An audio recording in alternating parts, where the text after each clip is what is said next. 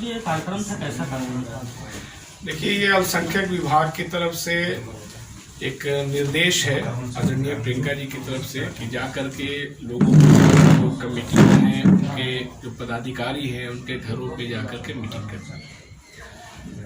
कोई ये बाहर का आयोजन नहीं है। कांग्रेस पार्टी को अंदर से किस तरह मजबूत करना है, कुछ फीडबैक है जो प्रियंका जी तक पहुंचाना है, उसको लेकर के बैठकें हो रही हैं। ये जो किसान लगातार प्रदर्शन कृषि कानून को लेकर कर रहे हैं और कुछ किसानों की मौत भी हो गई है, उन किसानों के मौत के संबंध में आप क्या कहना चाहेंगे कृषि बिल के लेकर के? देखिए, वो मौत नहीं है, वो हत्याएं हैं। राजधानी पे इतने लोग आकर के जमा हैं, सरकार से मिलना चाहते हैं, बात करना चाहते हैं, अपने मन की बात सुनाना चाहते हैं, लेकिन इस सरकार की संवेदनहीनता है कि वो अब तक उनसे बात नहीं कर पाई। उसने तमाम तरह से झांसे देने की कोशिश की।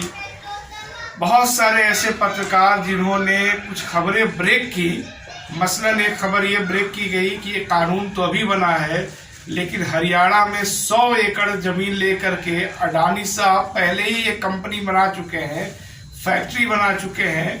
जब ये खबर आई कि कानून बाद में बना है, व्यवस्था पहले ही अडानी जी, अंबानी जी कर चुके हैं, इस खबर को दिखाने वाले पत्रकार के ऊपर रात को गुंडों ने हमला किया, उसको अधमरा कर दिया, मरा हुआ छोड़ दिए, वो बेचारा बच गया।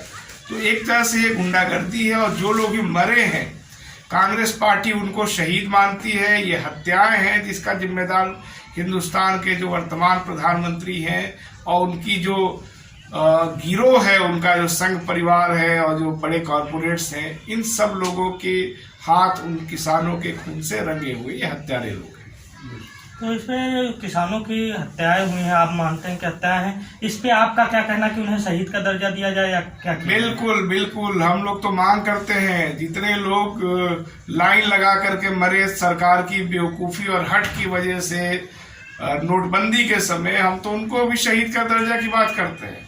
जितने लोग मरे हैं उनको शहीद के दर्जा दिया जाए, उनको पेट्रोल पंप दिया जाए, तमाम सुविधाएं दी जाए, इस सरकार को देना चाहिए। ये जो कृषि कानून बिल पास हुआ, इसमें किसानों का क्या नुकसान है? बहुत से किसान जानते नहीं, इसको आप देखिए, इन मुद्दों को लेकर लगातार हम लोग बात कर रहे हैं। सबसे पहले तो ये कि एमएसपी तय अब नहीं रहेगा, यानी कि आप जो बोएंगे, एक तो पहले ही यहाँ पे न्यूनतम भी हमारा जो खर्च है नहीं निकल पाता है, अब जो निकलता है तो वो भी नहीं निकल पाएगा।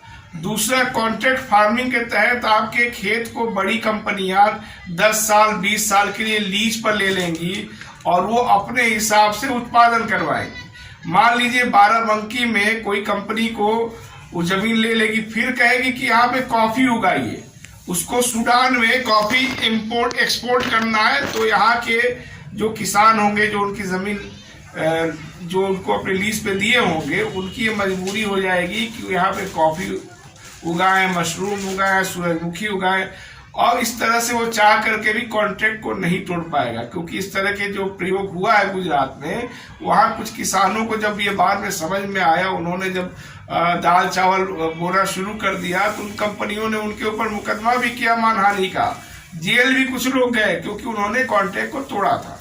तो ये एक तरह से झांसे में रख करके अपना एक्सपोर्ट के लिए प्रोडक्ट तैयार करने की एक कोशिश है, और उसमें किसान इस बात को समझ गया है। दिक्कत ये नहीं है जो सरकार करे, किसान नहीं समझ रहे कृषि बिल को। सरकार के लिए दिक्कत ये है कि किसान समझ गया है कि इसमें है क्या।